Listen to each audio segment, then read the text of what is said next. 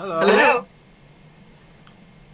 This is Benjamin Fulford speaking on September 19th, 2013. I'm talking to Karen Hudes, a World Bank whistleblower.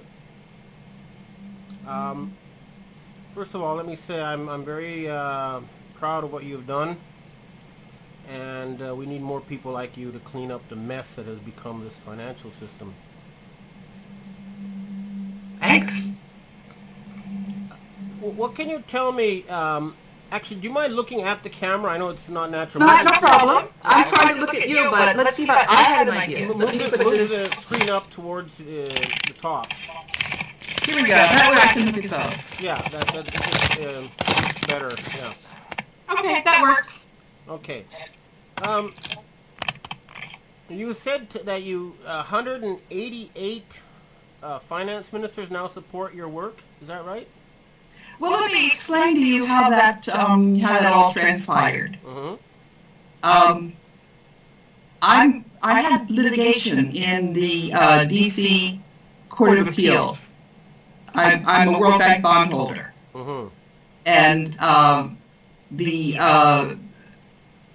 to describe it? I've been working this problem at the World Bank since 2000 or so. So the reason I ended up in litigation is because the board tried to reinstate me in 2009. I had been interviewed for general counsel back in 2006. Mm-hmm. And then when the firm, and before that, actually, some of the board members had wanted me to be general counsel. That's because I was, not because they liked me, but because I understood that the board had to be given its proper role that was in the articles. And what happened very early on was that the president of the World Bank grabbed power. And it wasn't really the president, it was the groups behind the president. And so who was the president at the time? Yeah. Who was this? Who was what? The president of the World Bank. What's the name of the individual? Well, I was there for 20 years, so there was a series of them. But the board started to confront Jim Wolfenson with the problem. And the problem is escalated, and I informed the U.S. Treasury that the U.S. was going to lose the ability to name the president of the World Bank. That was under something called the Gentleman's Agreement that lasted for 66 years. So I met with the Russian executive director after the Saudi executive director had tried to reinstate me in 2009. And what I said to the Russian executive director was that I wanted to be Assistant General Counsel, acting General Counsel, and that the minute I wasn't just simply facilitating the work of the board, they should just kick me out the door, that I was trying to serve the institutional interests of the organization, because I could see from this accurate stakeholder analysis that we were heading to World War III. I don't know if you've read Lars Schall's article. I haven't, but I'm very aware of the plans to start World War III because I became involved also through former Japanese Finance Minister Heizo Takenaka. Him and his group invited me to join the cabal, and they told me that World War III was necessary to reduce the world population by 80%. I have this on tape. Okay, good. So, well, what I was going by was a very good stakeholder analysis that a political scientist named Jacek Kugler had at my disposal. He's still at Claremont. And we ran the stakeholder analysis on rule of law in 2004. I didn't realize that he had already done, I was looking, at first when I got involved, I was simply looking at the World Bank as an institution and my role as a securities lawyer and professional obligations. So what has happened in the intervening time is that after I was fired, and then I learned of the stakeholder analysis that Jacek had done, this made me realize that what we were working on was survival of the human race. Because one of the things that Jacek had said to me when I first got involved with him was that he said, we have 5 years before there's a bomb in the Middle East. And this stakeholder analysis, I'll send you the link to Lars's article. It's 90 to 95% accurate. So my efforts have been just simply to try to derail this, whatever it is, to follow the stakeholder analysis. And I've got my individual stakeholder analysis that I ran in 2004 on my website. And it wasn't perfect because it's kind of like garbage in, garbage out. What this is somebody who knows the problem very well has to put the various stakeholders on a continuum where they stand on a problem, how powerful they are, and how important the issue is to them. So, for example, the Stamp Association, that's their one single issue. So that how important it is, or Jacek called that salience, would be different from, say, the President of the United States, who has a lot of power, but he's, the issues are competing for his attention. Anyway, so the idea is to come up with a number for each of the stakeholders in those three different variables. And then the game theory crunches the numbers. And my model was incorrect because I was very naive in a lot of ways. And, for example, as was I, yes.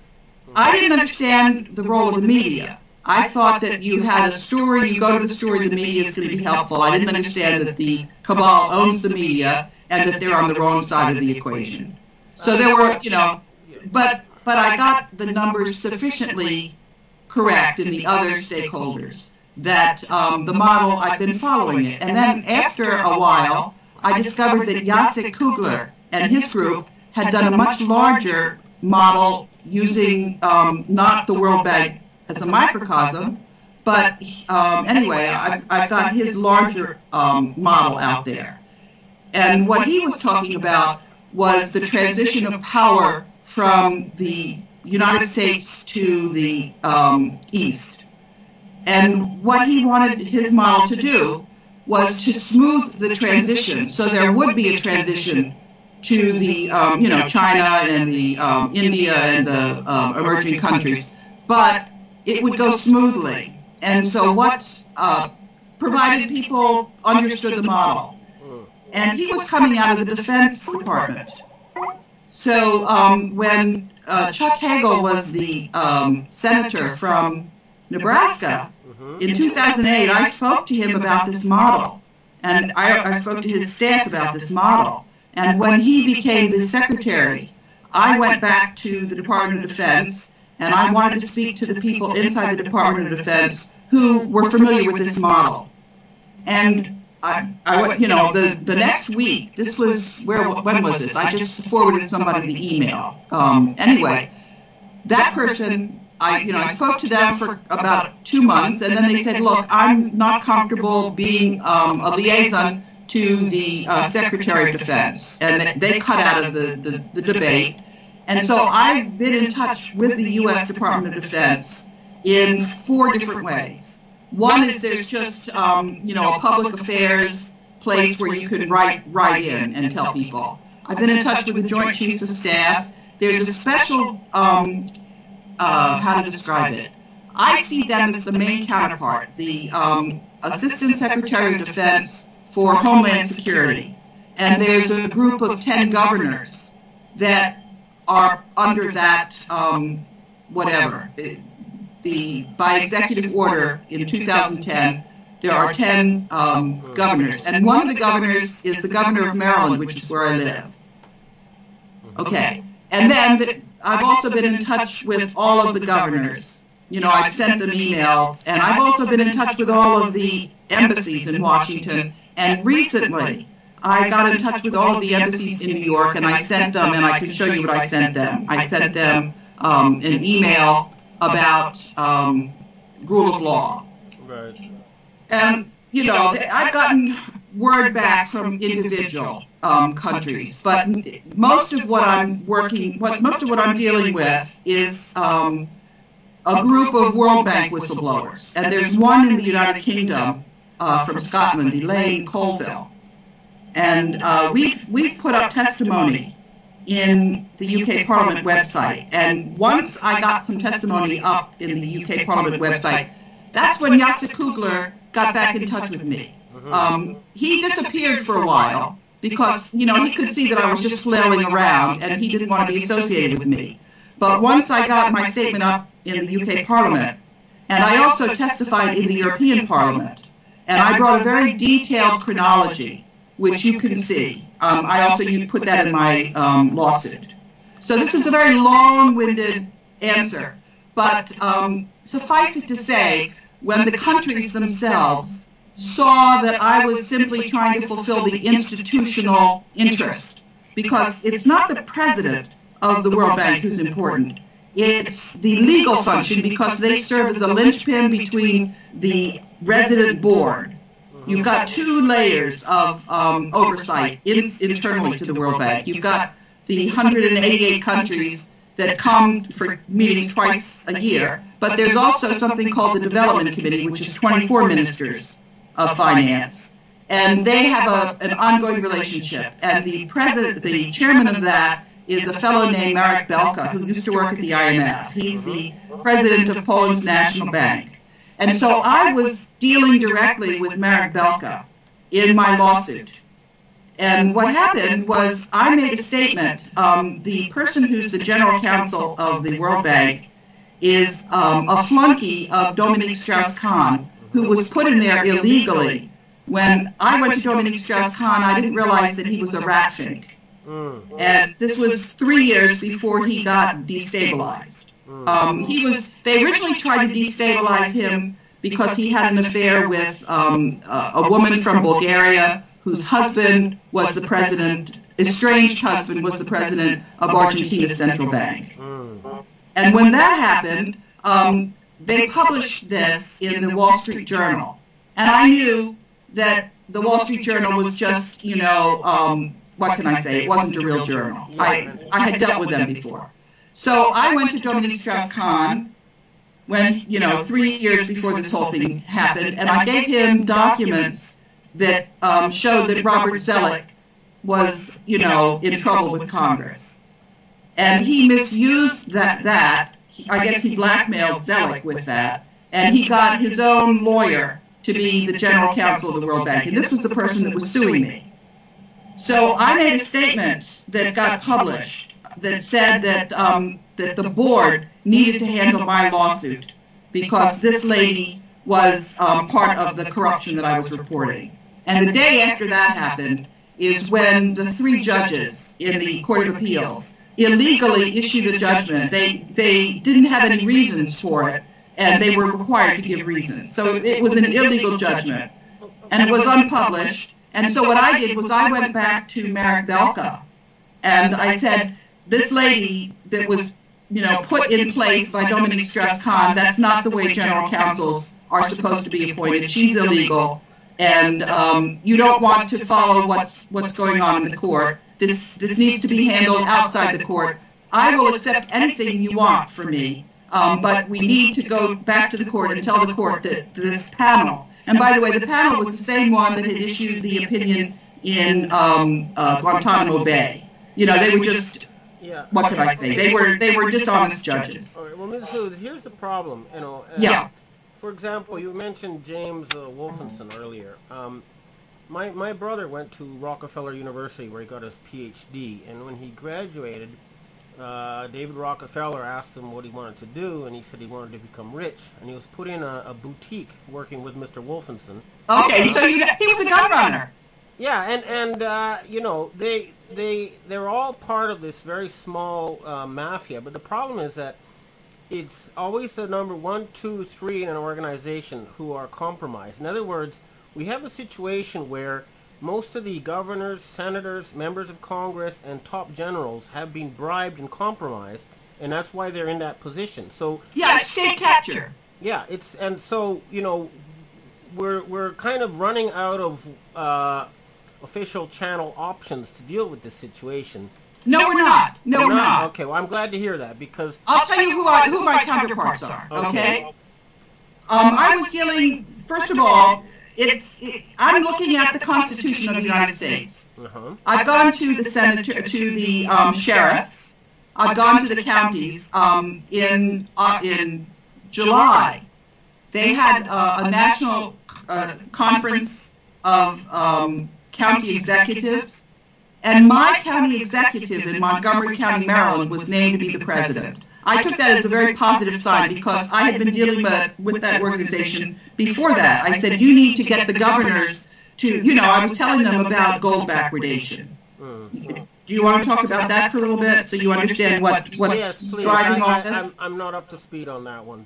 I would like to. Okay, I found out about it. A lot of what I'm doing is I'm just sort of, I see my function more as, do you know the funny show with Lucy trying to put in the old telephone switches where you're putting cords in? Right. And then she gets drunk and she puts them all in the wrong place. Yeah, okay. That's what I'm doing. Okay. That's exactly what I'm doing. And so at a certain point when I was driving around, I got a phone call from some gold traders. They wanted to interview me on the problem of gold backwardation. I didn't know about it either. This was a guy named Takoa de Silva. What is gold backwardation? Okay, what it is, there's a Hungarian economist named Antal Fekete, who I've been in touch with. So that's one of the switches that I'm trying to put him in touch with the people, the authorities in the states that can use, they can legally recognize precious metals as legal tender, so that you're not stuck with the Federal Reserve and their paper currency, because the paper currency is going to evaporate. People won't be able to use it. It's already on a collision course for that. I don't know how long it'll take, but the real challenge is to have something that people can use so that you're not going to be thrown into depression. And you know this business about the gold, and I can tell you that there are so many different legal claims to that gold that I don't think we're going to get that situation regularized in time for the gold backwardation. We might. It would be nice if we could. That's what I'm hoping for. I'm pushing for it. But what I was saying today, or not today, there's a recent interview that I had with Greg Hunter. And what I was saying was that we need to have other alternatives. Now, the BRIC countries themselves are setting that up right now. I mean, 25% of the trade is now going to go through barter. I think that's probably working out right now as we speak. They've got that. They understand. And so what we need to do is we, in the United States, need to have similar alternatives to the Federal Reserve notes. I think, immediately. And that's exactly what I'm trying to do, is I'm trying to get the governors, and I'm dealing with people, trying to get people to demand that from their governors. So in the last 4 or 5 months, I've had a lot more coverage, and I'm able to talk to people themselves. And so the politicians know that they're starting to be held accountable. Okay, let me tell you what I've understood about the dollar and the reason why it hasn't collapsed despite all these so-called quantitative easings they've announced. And that is that the dollar, there's two kinds of dollars, and that the dollars created within the United States since 2008 have not been recognized as international tender. But they have been able to use them to goose the stock market, for example, or to pay government paychecks within the United States. So there's kind of a split there, and dollars made prior to 2000 or after 2009 are not accepted for international trade. And the reason the dollar hasn't collapsed is because so many countries own dollars, and they've earned them legitimately. They don't want them to become worthless. So they're trying to put a cordon sanitaire around these people inside the United States, these Wall Street goons. And it's been a kind of a Mexican standoff ever since. At least that's my understanding. There's another reason too. There's another reason too. And I mean, it's been really, I don't know what your life has been like the last week or two, but mine has been absolutely the most incredible buggy ride you've ever seen. There's a fellow in the Philippines. I was working in the Philippines since 2000 to 2005. Let me step back a half step. The person who hired me at the World Bank was the general counsel of OPEC. Okay. He was an Egyptian lawyer. And he moved me. The first thing he did was he assigned me to the Middle East. Yep. And I was working on the Middle East for 10 years. And then he moved me to Philippines, which I wasn't happy about, but I later found out why he put me in the Philippines. What was the story there? What was going on in the Philippines when I was put there? Yeah, no, what I'm trying to do is get you to say things in a summary form for people who've never heard it before in a way that they can understand easily and quickly, just for digestion purposes. To make okay, what you should do is you should tell the people that they should read the Lars Shaw article. Yeah, I will do that. You'll send me and that'll give them the background, and then I will skip over the background in answering the questions. Points. Get to the big bullet points so that we can... Yeah, I'm happy to do it that way. Right. Okay. So, the reason why the dollar is not collapsing is because of the amount of wealth. It's not just gold, it's diamonds, it's the wealth of the world. And this has been put on deposit in the Philippines. And I can forward you the statement that I have from a man who's currently living in the Philippines who has inherited the signature authority. So all this business about the Office of International Trade Control, that was just the U.S. Treasury trying to do an end run around the Philippines, which didn't work. But who is this man, if you can name him? Well, I don't know if he wants me to give his name out, but what I've done is I've taken his name off the email, and I'll forward you that. Is it Wilfredo Sorin? No. Okay, good, because he's a well-known CIA agent. No, I've seen the documents. The documents look real. Okay. But let's put it this way.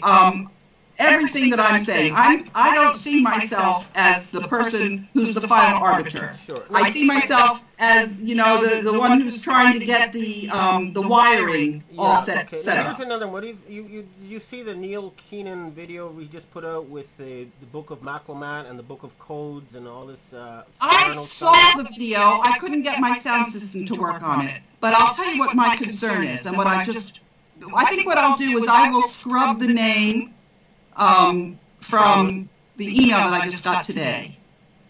I'm not dealing with Neil Keenan, and I don't think you want to either when you see this email. All right. Well, I'd like to see that because I'm forwarding. I'll take their name off and I'll forward that to you. Although, actually, I think I won't do that because it's going to identify that person. Well, I just tell you. Let me just tell you what it is that person told me. Okay. That Keenan's position was pro-cabal at a certain point. Maybe he's evolved from that, but the kinds of things that he said, I would not deal with him. That's not why we had a falling out, but especially now after this email, I would not deal with him. And you'll just have to take my word for it. All right. Okay? No, I understand. Like Neil Keenan, he dropped the name of Tom Clines. Tom Clines was in charge of CIA heroin dealing in the Golden Triangle during the Vietnam War, and he later was found guilty in the Iran-Contra scandal.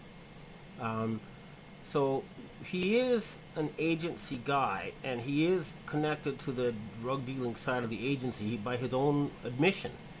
Okay. However, I think that now he is trying to do the right thing, and of course he's also trying to make sure that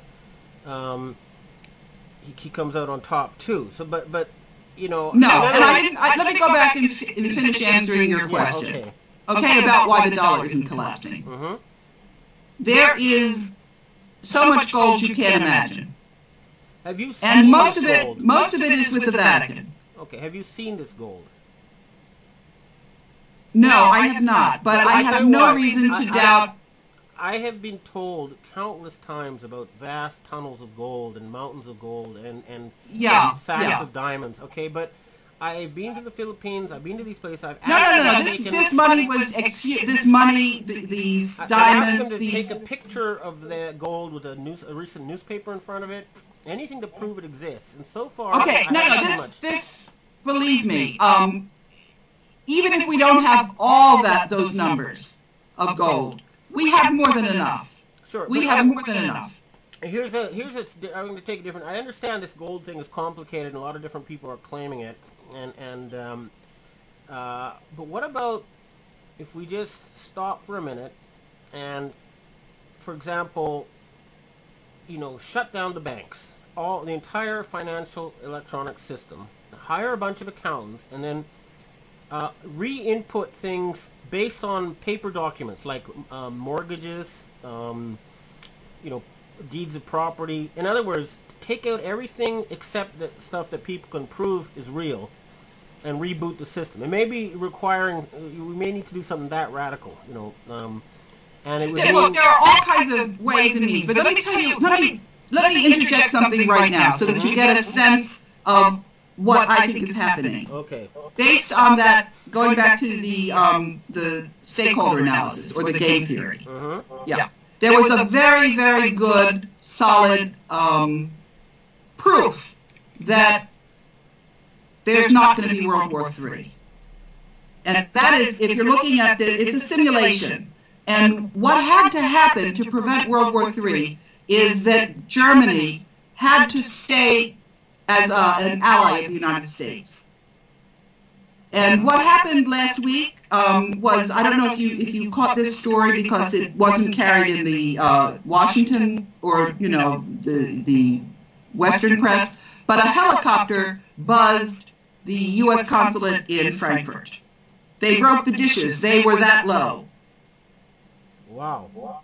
Yeah? Okay. So what happened was the third biggest business website contacted me and asked me to write an article, which ran there on Monday. And, I went through, I don't read German, I read Dutch. I studied in Amsterdam. But, if you hit Google Translate, you get a very good picture of what the comments are.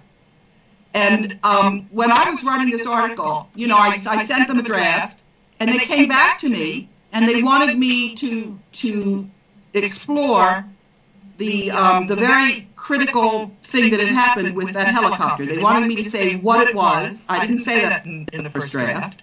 And they also wanted me to explain what I meant when I said that NATO would fall apart. So they asked me to drill down on those issues.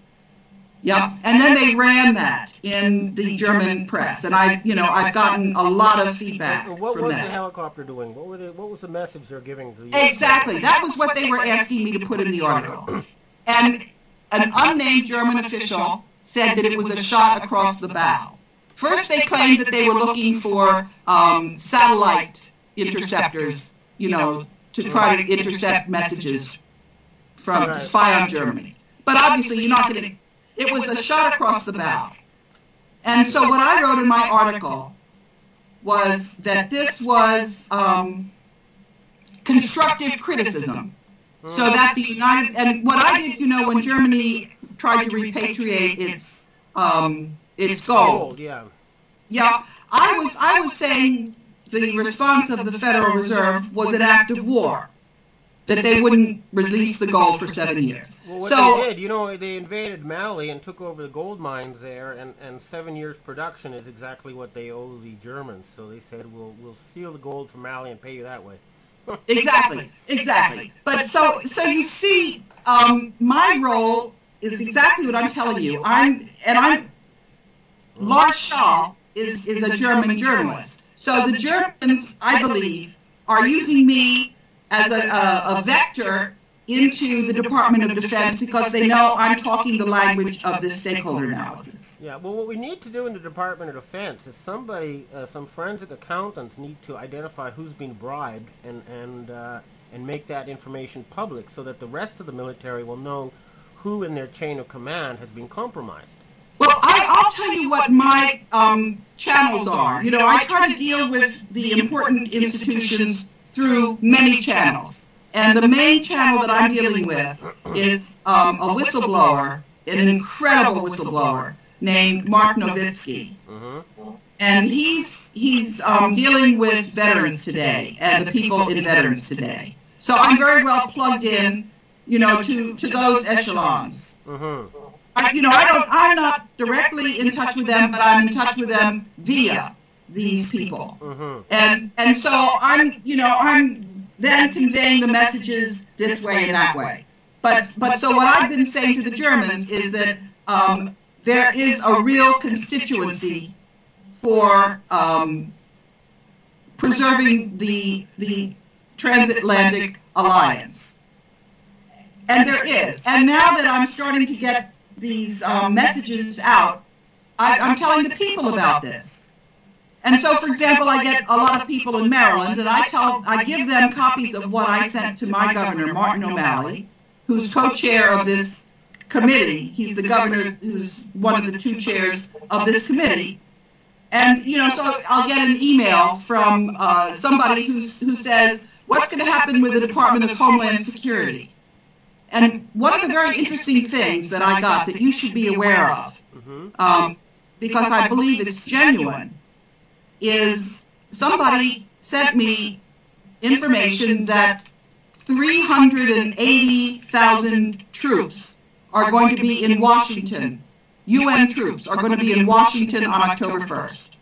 And the way I interpreted that, and lots of people are reporting, actually, Russian soldiers on U.S. soil. They're going to Walmarts, on their days of leave. Yeah, okay, here, let me tell you what I know about this, because it is crucial, and we need to make sure that we know what's really going on, because there's so much disinformation out there. But there is, what I heard from my source in Pentagon Intelligence, one of them, a gentleman by the name of Paul Lane,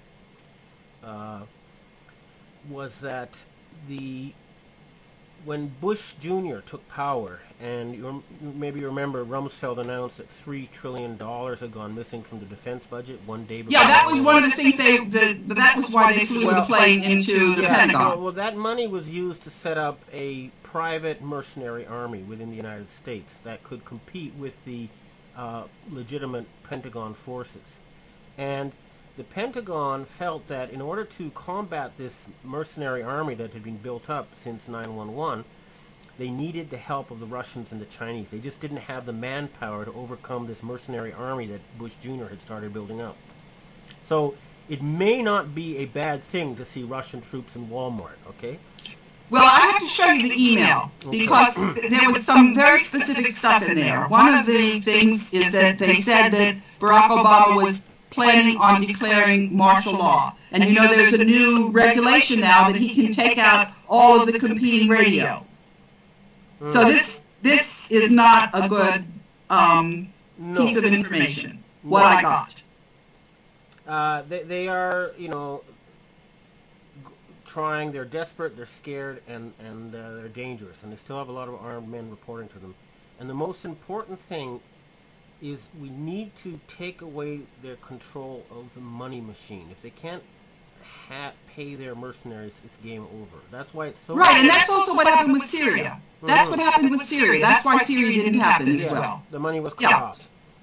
But here is what I see happening from other sources. That I think it's pretty clear the day of the cabal is fast ending, because of this gold backwardation. We didn't finish that thought, but there's no more leasing of gold because of the insecurity of getting the gold back. The paper currency is just about to go up in flames, even though you can say, well, there's a separation between international dollars and local dollars. Even so, the dollar is not going to continue. Well, if the paper currency goes up in flame, what people need to do then is worry about logistics and make sure that we don't have empty supermarkets and starving people. And exactly. There are all kinds of things to do, and I'm trying to get people poised to do that, to have bitcoins and other alternatives, so they're not left with their ATM that doesn't give them any credit. Yeah. Plastic, so that they have something else, right? And that's going to happen in short order. I've been pushing for a long time for the Americans to issue their greenbacks, a government-controlled currency, and also to devalue it relative to the current U.S. dollar or the Federal Reserve note, so that the U.S. will once again have a competitive export base? Well, look, there are a lot of possible solutions, but the first thing you have to do is you have to convene the parties. There are a lot of things that are going on now that need to stop. So, for example, I don't know if you've been looking at what goes on with the CAFR. These are the financial statements of the municipalities. The municipalities are issuing all kinds of bonds that they don't need to because they're pre-funding pensions that they don't need to. This is something that makes a lot of sense if you're a banker and doesn't make any sense if you're a municipality. There are a lot of quick fixes, low-hanging fruit that can, make the situation a lot less difficult. And we're working on those. But that's not the problem. The problem is that there is an end to the Fed. And everybody can see it. The writing is on the wall. And a lot of what you see going on now is whether the countries have to figure out what the next step is.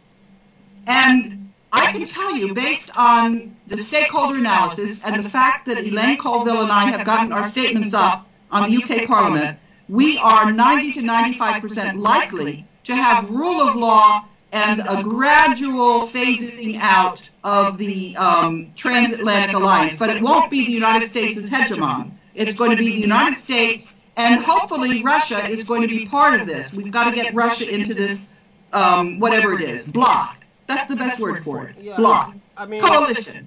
What I see is that Russia and Germany are going to have the greatest influence in the Middle East and Western Europe.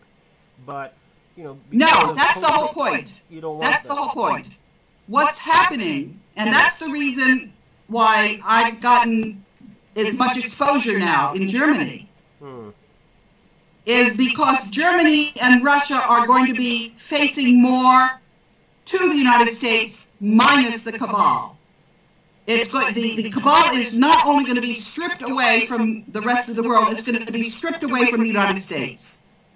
That's the whole point of my exposing them and their corruption. Okay, well, certainly, that is a good thing, and I believe the Chinese are also working towards that, but they don't... No, that's not what the Chinese are working towards. Let me tell you what the Chinese are doing. Okay. They don't want what I'm working on to succeed. What they want is they are now paired up with the Vatican, the Jesuits. The Jesuits were actually the driving force behind the cabal. And do you remember when Kissinger went off to China?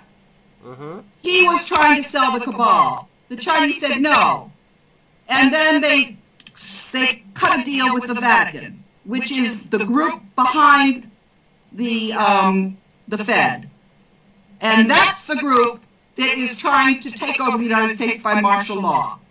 And the United States knows that, and they're not getting through. It's not happening. They better realize that. Okay, I talked to Italian P2 Freemason Lodge types who are supposedly behind the Vatican. No, forget all of those little groups. Forget the secret societies. They are outed and they are irrelevant. All right, but what do you, you see the removal of this Pope. Remember this Pope Benedict, who all you had to do is look at a picture of his face to realize this man was truly evil. Do you know what he left? Well, I heard that he was pressured out from an internal battle, and also he was a pedophiliac. No, that's not why he left. Why did he leave? The Jesuits are very, very clever. Extremely clever. And they got a Canadian fellow named Kevin Arnett. Arnett, yes, the Tribune, yes, yeah. Yeah, that was all orchestrated by the Jesuits. Okay, but here's the point, is that, right now I'm trying to get people to think in terms of not finding an enemy, but rather, finding common ground. And so far, this Pope Francis seems to be saying and doing the right things. No.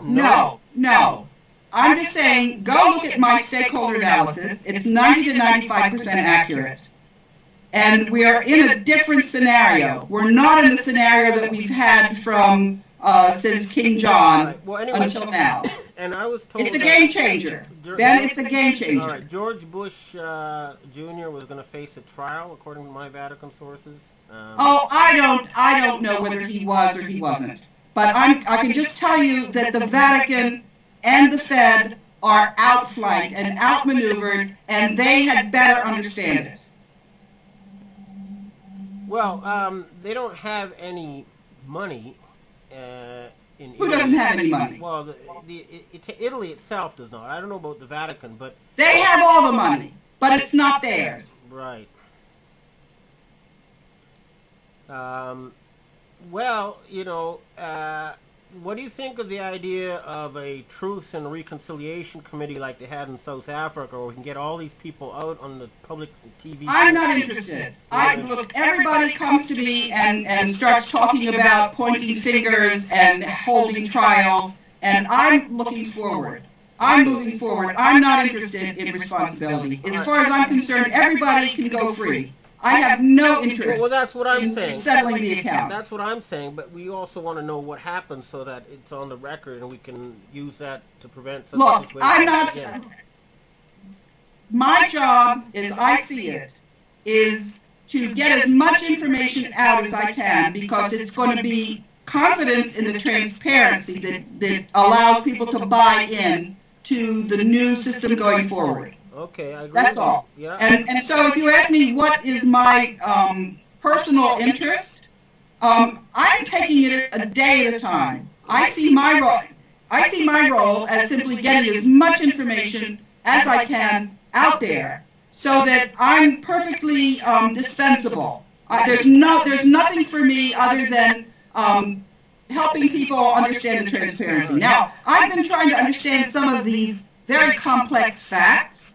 And I'm not even, there's much more disinformation than there is real information. I'm trying to digest some of it, but I'm not confident that I've gotten it where it held needs to be. in my own hands, these so-called boxes. If you can see that. Yeah. Put out by the Federal Reserve Board, and. It is clear, I've been able to prove this quite definitively, that they took a lot of gold from China. They gave them these astronomical denomination bonds, and that they never planned to pay them. Now, the Chinese people I talk to, and it's not the Chinese government, it's more like the Chinese, the Taiwanese and overseas Chinese, but they are very powerful within China. There's about... Anyway... I know, and this whole business about Dragon Family, I just call them the Chinese banksters. Whatever. The point is that they are willing to write off all the West's debts to China, and all they're asking in return is that Western countries stop, creating mayhem, invading countries, killing people, stealing their stuff, and they're also willing to finance a major campaign to eradicate poverty and stop environmental destruction. Then you have fallen for this hook, line, and sinker. I just want to see actual work being done to help the planet. I'm not, falling for any story. I want to see... Okay, so all you have to do is... Look, I spoke personally with the Chinese at the April meetings of the World Bank and IMF. I stumbled across that delegation. And, they asked me, they said, who are you and what are you doing here? And I said, I'm somebody who's trying to prevent a currency war. That's all I am. That's all I am. And they didn't believe me. They sort of laughed at me. But I think they understand now, because Neil Keenan at a certain point put me in touch with a guy named Count Albert. Yeah. Yeah? And... what can I say? They think I'm somebody who wants to promote myself. That I want, just give me a slice of the action, and everything will be hunky-dory, and everybody can have what it is that they think they're entitled to. And I don't cut deals. My job is not to cut deals. That's not who I am. And I've had to tell so many people, I've had to disappoint so many people. everybody hates me because everybody wants me to be cutting a deal with them, and I don't cut deals. As I said, I'm in the middle. I'm simply moving one piece of the switchboard to another. All right, well, here's the point, is that we agree that we want to move forward and do things. What do you think we should do to help this planet? I believe that the plans to start World War III have been derailed, but now we decide, all right, what do we all share this planet together. What do we want to do next? Okay, here's the problem. Here's the problem. The problem is that there are too many people who think they're entitled to an inside track. You know, this whole business about U.S. exceptionalism, that's just out there for everybody to see. But everybody else has exactly the same intention. And so they're all, you know, as horses in a horse race, everybody is trying to figure out how to get in the right position so that they're going to be able to one-up the other person going out the chute. I understand there are a lot of people who are jockeying for top dog position, but that's not where I'm coming from right now. What I'm saying is, what sort of process do we set in place to ensure that there's no more war and that we as a species can stop destroying the environment and we can end poverty? What sort of mechanisms? And I propose creating an entire new development agency from scratch, bringing in all the non-corrupt people from existing agencies, and finance massive development projects. This would be in parallel to and with existing organizations. It wouldn't have sovereign power. It wouldn't be a world government, but it would simply be a meritocratic agency with about at least $1 trillion a year budget to carry out big anti-poverty and environmental projects. That's what I'm pushing for. Look, I've had offers to go to those. They're existing already. They exist already. Well, they're pretty small. I mean, the World Bank distributes $50 billion a year. That's nothing in a $100 trillion. No, that's not the point. That's not the problem, and that's not the point. Okay. The point is, everybody wants to keep the information from going out. Everybody wants to keep their secret societies. That's gone. That's finished. That's over. And nobody wants to recognize that. That's what we're talking about. Okay. It's not about the projects. It's about the transparency. It's about the process. Have you experienced any murder attempts? Oh, all of that business. Nobody likes what I'm telling them. This is bitter medicine for those I'm groups. asking you this because I have, okay? And a lot of people I've been working with were killed. And that means that until we put an end to these groups that are willing to assassinate in order to keep their power, we have to protect each other by not divulging each other's names until this is over. You know, that's all. Well, I'll tell you what my method is. My method is that any information that I have, any documents that I have, anything that's sensitive, is immediately given to as many people as I can and made as public as I possibly can, so that there's absolutely no advantage in rubbing me out. Because I mean, what I'm doing is not particularly skilled. Yeah? It's not skilled. It's just, here's where we are and here's what we know. Look, and that's all I'm doing. As a journalist, I agree that freedom of information and transparency of information is absolutely essential to a functioning society. And I'm totally in favor of it. At the same time, though, I've personally experienced more than 5 murder attempts, and like I say, you know, many people I've been close to have been killed, and so we are dealing with people who don't play by the same rules, and until we can remove them from power, we have to protect ourselves. That's all I'm saying about that. Oh, absolutely, but I'm telling you how I protect myself. Yeah, I understand. Yeah? I also have a lot of stuff I've sent around, and I also try to make everything public as soon as I can. And the few times I don't, it's because I want to protect people, or I want to stop the good plans from being derailed. But you know, I'm very straightforward. I'm saying, let's cash some of these historical bonds, and let's do it on on live on the internet, so anybody can watch, and then we can decide what sort of big projects. Like, I think we could turn the deserts green, and we could start replenishing the oceans with fish, for example. And yeah, but that's not the point. That's not the point. Well, what's the point? the point is it's got to be sustainable. Yes. And if we have one big, what can I say, distribution of the money, lawyers don't deal with projects. They deal with the governance. And we are broken on the governance. We've never done it right. And if we don't get it right, we're not gonna have a second chance. Okay, what we had with the internet, that's not going to be there the next time around. It's a temporary bubble. The fact that we've been able to find each other and function. So if we don't get it right now, it's never gonna happen again. We've got to do it right. And so your proposal, what's wrong with your proposal is that it's not going to, the next time this happens, because it's human nature to try to grab and control and to dominate. That's human nature. And so you've got to get systems. You've got to get systems so that it's going to be very difficult. Yes. And that's what we've got to do now. Yes. And that's why we need lawyers and other people on board from the beginning. Build it from scratch so that it can't be corrupted.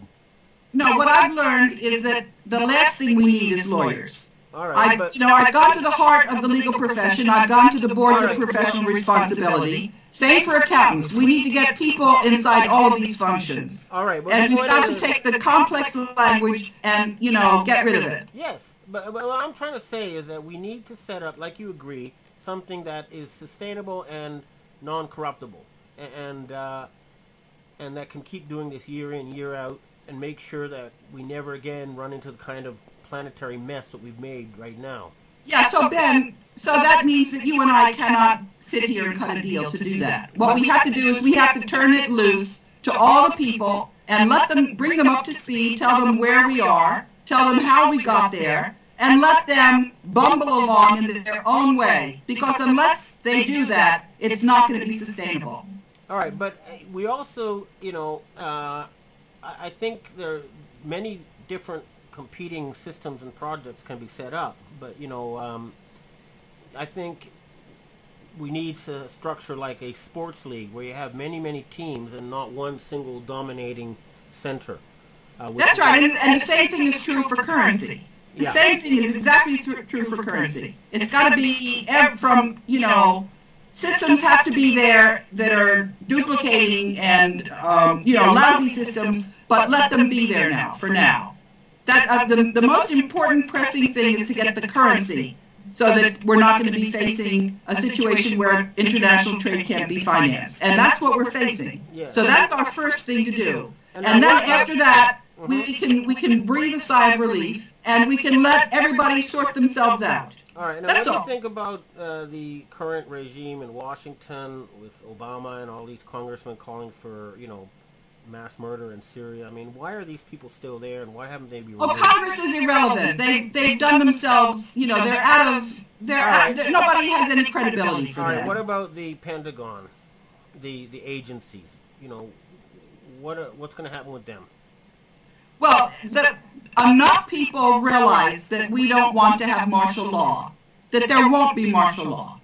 What we're going to have is the county executives are going to try to keep their governors honest. And they're going to be bumbling around too. We're going to have what was originally created before the federal government started thinking that it was allowed to govern the whole country. That was never the way the United States was supposed to be. It was a federal system. And there's going to be a lot of states taking back their power. That's what you're going to see. It's not going to be efficient. It's not going to be good. We're going to lose a lot of the benefits that we had. But on the other hand, there's a lot of good that has been prevented, in health, in energy. There's a lot of really very wonderful developments that have been held back because people wanted to be able to control to get their monopoly profits. And that's not, we're going to make a lot of gains because the monopoly is going to disappear. But we're going to make a lot of losses because it's going to be difficult to scale up because we won't have these centralized systems. And that's how it's going to be. That's how it's going to be. Well, we'll see. I mean, as you know, the United States is, going to become, I believe, a republic again. And go back to the power is going to devolve to the states. That's great, and the Asian countries will have their own big plans. Then I have a feeling that the power is going to devolve much lower than that. I think people, when they finish reacting to what they're going to learn, they're not even going to trust their governors. It's going to, we're going to lose a lot of the benefit from a unified system, because people are going to be so distrustful of centralized power. I think, though, there's the agencies and these kind of law enforcement types, people who have armed forces at their disposal, they're not going to want anarchy. They're not going to want starvation. They're not going to want lawlessness. And no, none of that is going to happen. None of that is going to happen. But what you're not going to have is you're not going to have Conagra. You're not going to have these big. I don't know how business is going to go, but my guess is that the corporations are going to also have a lot more transparency than they ever did. I think people are going to know exactly who owns what. I think this business about anonymity in corporations and what happened on the capital markets you're familiar with this study by the Federal Institute of Technology in Zurich, Switzerland. Yes. No, but I am familiar that a small family group uses foundations to control the Fortune 500 and most other large corporations, and that the ownership is highly concentrated and highly secretive, and that is very wrong because they got that ownership mostly through theft. Right. Well, it's worse than that, actually. It's worse than that. There's three mathematicians. Yeah, I've seen that study too, I think, yeah. Okay, so that's what I'm talking about. And there are other groups that have gone a little further with that. So people are going to be reacting to that. And you're going to have, and look at what's going on with the capital markets and with the SEC. There's going to be a lot of reaction to that. What do you think also the idea of a jubilee, right? Like a one-time write-off of all debts, public and private? Yeah, I think that's going to be quite likely. But a then redistribution of assets, so take that from the 1% over the 0.1% and just give it back to everybody. Yeah, look, there's going to be a lot happening on land. There's going to be a lot happening on that. But the point is, I think that's going to happen maybe 30 years from now then, because you're going to have people who are going to want to delve into the facts and find out all of this stuff. I mean, I don't know, maybe it'll be possible to, but I don't think people are going to delegate things to commissions or to courts, because look, the judges have really not distinguished themselves here. No, I think a one-off jubilee is the answer. Just do it. I think that may happen, but it's not going to happen overnight. It's going to, people are going to be flailing around for a while. Well, I'm going to try to make it happen overnight or very quickly. That's what I'm pushing for. For example, the one proposal I've been making is that everybody who rents an apartment will no longer have to pay rent. They'll own their apartment. Everybody who has a mortgage will have the mortgage written off, and then that's a lovely plan. But in the meantime, what about the land records? What about the ownership of the land? Yes. Well, and what you're going to have in the immediate, what I think is going to happen is for the first 3 years, people are going to be sorting themselves out, coming to grips with the fact that their birth certificates were assigned and that the federal government was making money on that money that would come to them for the assignment of the birth certificates, and all of the taxes were going to the Vatican. They know this, Ben, and they are going to be trying to figure out how to keep something like this from ever happening again. So they're not going to just, say, oh, let's just not learn any lessons. Let's just write off the debt and our problem is over. No, I think they're sophisticated enough to know what happened to them. And I don't think they're just going to suck it up and move on happily. Well, then more power to them. Like I say, I'm like concentrating on starting a big effort to clean up this planet, and if people want to get justice and put these bums in jail, more power to them. I certainly don't want to devote my energies to that. That's not where I'm at. My big interest is the ocean. We've lost 90% of the large fish, and we can increase the amount of fish in the oceans fivefold within a few years. If we had a proper management, things like that. That's what I just learned about something very, very hopeful. I haven't really spent a lot of time figuring out whether this is for real, but my guess is that it is. Have you heard about what black mica does? It's a mineral. You take it from. It was discovered in Japan, actually. You take ash from around volcanoes, and you put that in water, and the water purifies itself because something happens to the oxygen in the water. So there are wonderful things that can solve a lot of problems very quickly. Yeah, no, we have a lot of technologies that people know nothing about. Yeah, so I don't think we're in as bad a shape as it looks like. According to the American Academy of Scientists, more than 6,000 patents have been suppressed by the military-industrial complex. A lot of these will be put out in public now.